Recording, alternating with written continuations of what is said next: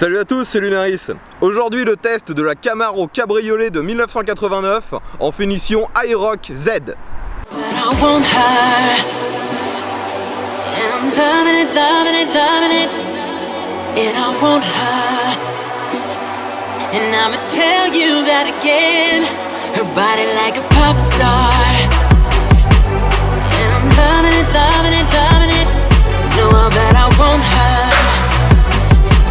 And I'ma tell you that again, oh, 'cause she's so bad, she makes me so blind. Oh man, I love it when she rides. I don't know what's happening in her mind. Oh man, I love it when she rides. She's so bad, you can see it in her eyes. Oh man, I love it when she rides.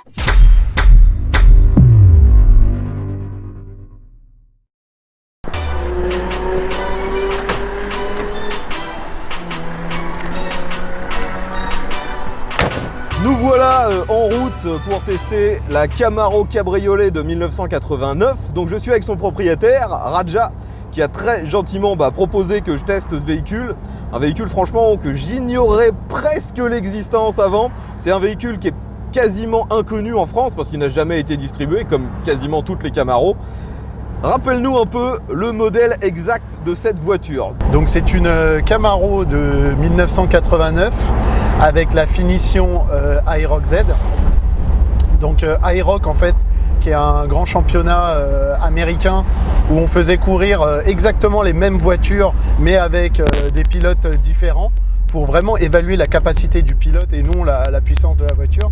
Ok, mais donc à l'époque, cette finition iRock, c'était le haut de gamme. C'était le pack sportif du modèle. Il n'y avait pas de finition supérieure en fait. Il n'y avait pas de finition supérieure. En dessous, il y avait la Rally Sport, la RS, et encore en dessous, il y avait la Berlinetta, qui était vraiment modèle basique avec un V6. Ok. Et donc sur ce véhicule, rappelle-moi la motorisation. Alors cette motorisation, c'est le 305 cubic inch, donc le 5 litres. Ouais. Et il fournit 195 chevaux. Ok. Alors, petite particularité, sur beaucoup de modèles encore dans ces années-là, il y avait beaucoup de V8 qui étaient encore avec des carburateurs. Mais celle-ci, donc tu me l'as dit, d'ailleurs c'est écrit sur les ailes, c'est une des voitures qui était en train d'inaugurer, je dirais, un peu l'injection sur les V8, quoi. Alors inauguré, oui et non, parce que ça a été certes inauguré dans les premiers modèles entre 83 et 85, mais clairement 5 ans après, en 89, ils maîtrisaient clairement le TPI et on me dit toujours le TPI, une fois que l'allumage est bien réglé, n'y touche plus parce que du coup ça va tenir limite à vie. Donc clairement là l'injection c'est L'injection qu'il y a sur ces modèles-là, il est fiable. Et, avec ça, on peut être en confiance. C'est économique. Économique pour les moteurs de l'époque. C'est-à-dire par rapport à un équivalent à carburateur, tu as combien de gains, quoi? Ce qui préconisait dans la fiche fournisseur, c'était une consommation entre 12 et 15 litres au 100 sur autoroute et entre 15 et 17 litres au 100 en ville. Donc c'était quand même assez économique pour les modèles de l'époque. Alors qu'un modèle à carburateur, ça aurait été tourné peut-être aux alentours de 20 litres. Plus dans les 20, ouais. Alors en plus, donc vous l'aurez compris, on a cette Camaro de 89, mais nous on a la version Cabriolet, qui est encore bien plus rare que la Camaro, je dirais, classique. Tu me disais donc il y a eu environ 3000 exemplaires par an. Et ça a été produit pendant 4 ans, c'est ça? Entre 87 et 90, oui. Grosse américaine, qui donc forcément boîte automatique. Il me semble qu'elle était quand même proposée en boîte manuelle. Elle était proposée en boîte manuelle, ouais. C'était une option, c'était un choix de l'acheteur. D'accord. D'ailleurs, toi, comment tu as réussi à te procurer ce véhicule? Parce que comme on l'a dit tout à l'heure, elle n'a jamais été distribuée en Europe. Non, alors c'est une anecdote qui est totalement hasardeuse dans le sens où cette voiture, alors il faut le dire, c'est la voiture de mes rêves, mais j'étais persuadé de ne pas en acheter une avant 45 ou 50 ans. Je pensais la faire importer des États-Unis. D'accord. Et un jour, à force de rencontrer les amis qui ont des voitures américaines, je me disais que l'idéal, ça serait de s'en acheter une petite voiture basique afin de bricoler dessus. Et quand j'en ai parlé à un pote, il a Il a scruté les annonces sur Le Bon Coin. Et coup de bol, et ben un jour il est tombé sur ce modèle là. Forcément on l'a essayé, elle était parfaite, c'est exactement le modèle que je voulais, rouge, finition rouge avec capote noire. Je pensais commencer par une petite voiture et finalement je suis tout de suite avec la voiture de mes rêves. Donc autant dire que je m'en séparerai pas avant très longtemps. Alors est-ce que c'est indiscret de te demander combien elle t'a coûté? Là je l'ai acheté il y a 4 ans et elle m'a coûté 13 000 €. Je dirais un tarif relativement raisonnable vu la rareté du véhicule. Un tarif raisonnable parce que voilà, c'est pas une voiture qui a encore 30 ans, mais peut-être que la cote va augmenter. D'ailleurs, elle augmente petit à petit, tout doucement. Après, au niveau du look, on en parlait tout à l'heure, ça a vraiment un look un peu typique fin des années 80. Et c'est clair que quand j'ai vu la voiture, je t'ai demandé tout à l'heure, est-ce que ce serait pas la même base qu'une K2000 en fait? C'est-à-dire une Pontiac. Et tu m'as dit que oui. Oui, en fait, General Motors avait du coup Pontiac et Chevrolet. Entre Pontiac et Camaro, c'est vraiment quasiment les mêmes bases, quoi. Bon, pendant qu'on a le temps, parlons un peu de la conduite de cette voiture. Donc actuellement, on est sur une genre de voie rapide. Bon, ça roule pas super vite. L'avantage, c'est que comme sur la plupart des américaines, vous avez la double graduation vitesse, miles et kilomètre-heure. Ce qui n'est jamais le cas sur les véhicules européens. Nous, on n'a que kilomètre-heure. Sauf pour les Anglais, bien sûr. Sinon, au niveau de tout ce qui est instrumentation de bord, c'est très classique. Vous avez plusieurs cadrans à aiguille, la vitesse, le contour, ainsi que la température en degrés Fahrenheit. Donc, on a aussi le voltage de l'alternateur et bien sûr le carburant. Donc, cette voiture tourne avec du sans-plomb. C'est écrit partout dessus.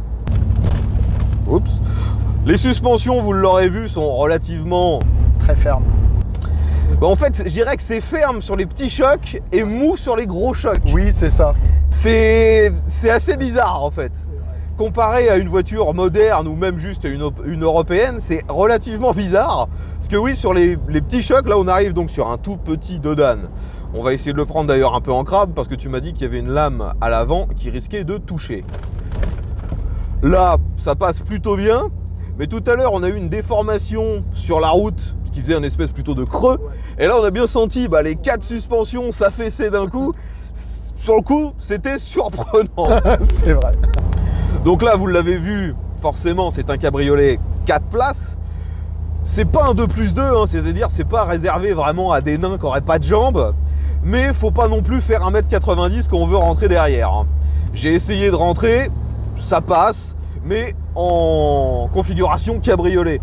Je pense clairement que si on remet la capote, ça doit être beaucoup plus confiné à l'arrière et donc beaucoup moins agréable. Là déjà, quand je me suis mis à l'arrière, j'avais les genoux dans le dossier du siège avant. C'est pas super, mais ça passe. Hein. J'étais quand même mieux sur cette voiture que sur la Ferrari California T que j'ai testée il y a quelques temps. Allez, on va essayer d'accélérer un bon coup, voir ce que ça dit. Alors, grosse sonorité rauque du V8.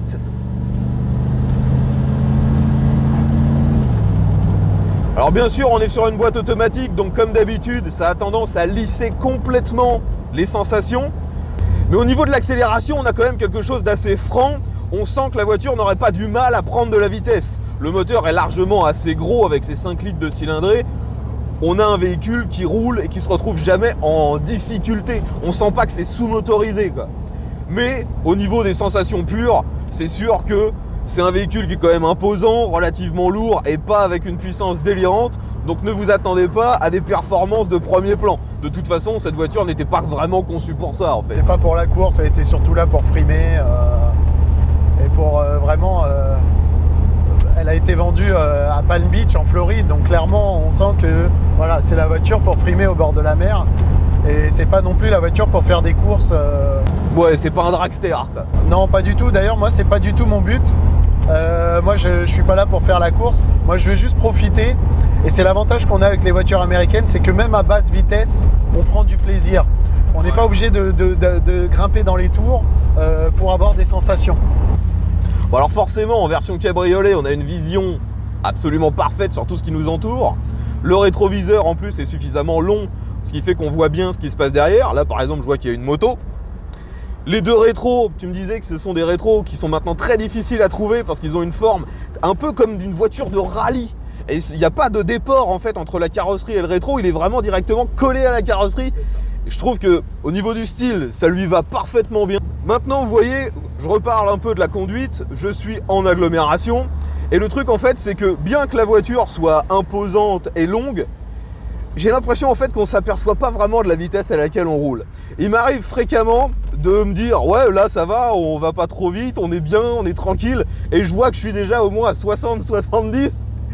Donc les sensations de vitesse sont pas énormes, mais on est bien en fait. Je dirais que le siège il est super confortable, on est bien dedans, moi ça me fait pas mal au dos, on peut régler en plus de façon électrique aussi bien la hauteur, le dossier, la distance par rapport aux pédales, tout est réglable électriquement et les réglages fonctionnent super bien. C'est pas comme sur certaines voitures où les réglages sont parfois un peu aléatoires on dira.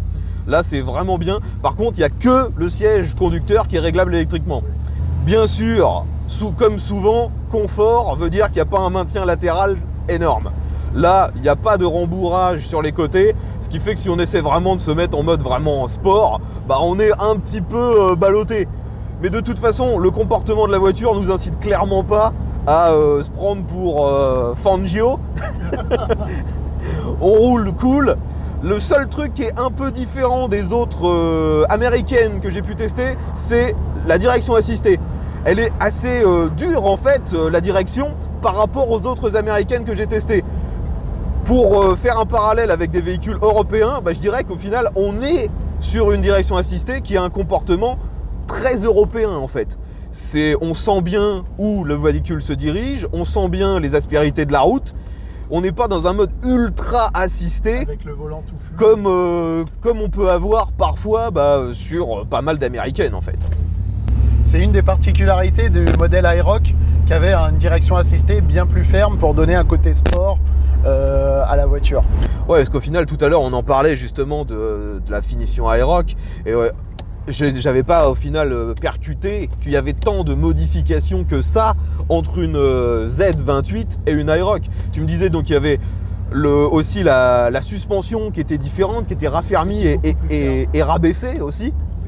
On a bien sûr tous les logos iRock qu'on a un peu partout. Il y en a sur les portes, sur cette voiture, il y en a au niveau des ailes, il y en a au niveau des jantes parce que ce sont des jantes spécifiques. On a le logo Z28 iRock Z à l'intérieur. Qu'est-ce qu'on a d'autre comme... Aussi des barres stabilisatrices avant et arrière qui donnent du coup beaucoup plus de tenue de route au véhicule.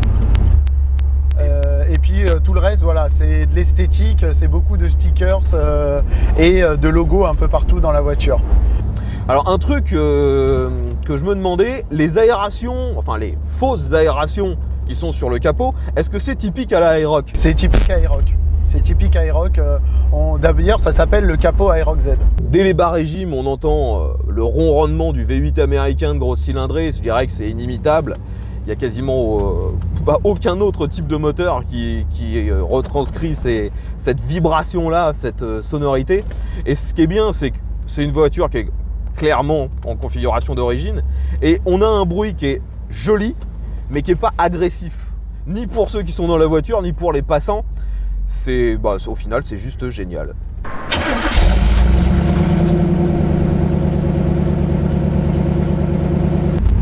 Quand on aime les bonnes basses, on peut être que attiré par ce genre de sonorité. Même quelqu'un qui connaît rien aux voitures, quand il entend ça, il est forcément fan.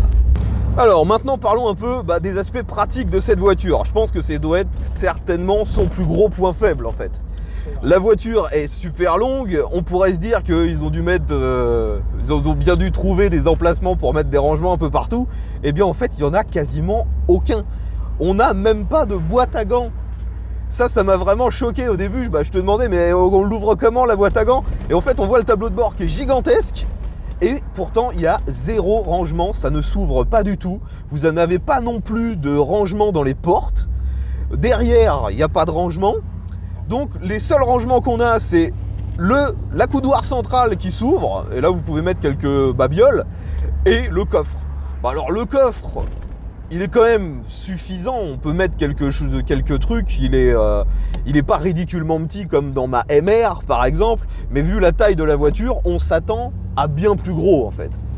Et Je sais pas si toi ça t'est déjà arrivé de vouloir, je sais pas, voyager ou d'utiliser ce véhicule au quotidien. Est-ce que c'est pas quand même handicapant? Alors, si c'était ma voiture un peu de tous les jours, ça serait handicapant, je pense. Mais comme c'est ma voiture de collection, je connais très bien son utilité et aujourd'hui, disons que je m'adapte.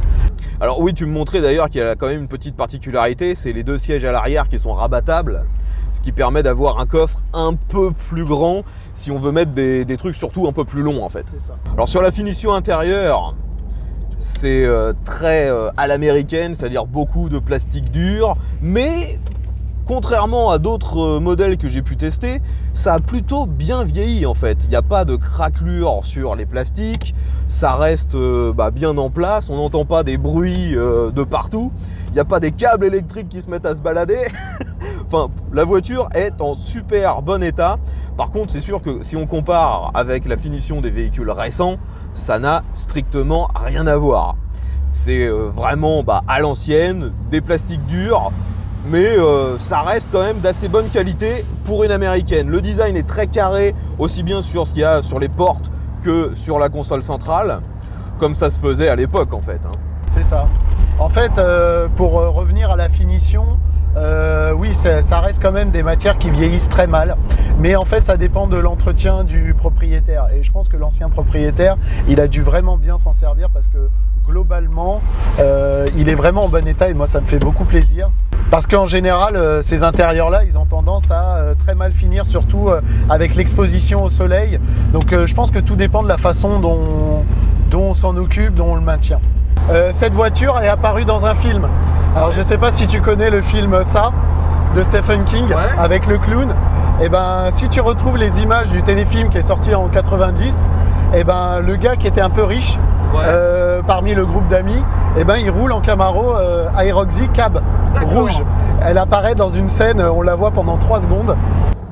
Donc si jamais vous êtes intéressé par ce genre de véhicule, sachez que actuellement c'est pas encore trop cher, mais que la cote est en train de grimper. Tout simplement, ça va suivre la cote aux États-Unis. Si aux États-Unis la cote grimpe, en Europe la cote va grimper également. Peut-être pas dans les mêmes proportions, mais ça grimpera également. Donc clairement, vous l'aurez compris, c'est un véhicule qui se destine surtout à un public de passionnés et de collectionneurs. Si vous êtes un minimum pragmatique, vous prenez pas ça, tout simplement. Il n'y a pas de rangement, c'est un véhicule qui consomme quand même beaucoup. Donc si vous êtes, je dirais, vraiment vous cherchez un cabriolet, tout simplement pour vous balader avec votre famille pour pas cher, prenez autre chose. Si vous avez des questions concernant cette Camaro cabriolet, vous mettez ça dans les commentaires. Je te remercie encore de m'avoir proposé d'en faire le test. C'était un pur plaisir de pouvoir tester cette rareté. Et puis peut-être qu'on se reverra à l'occasion avec cette superbe Camaro. Merci encore à tous ceux qui ont regardé cette vidéo jusqu'au bout.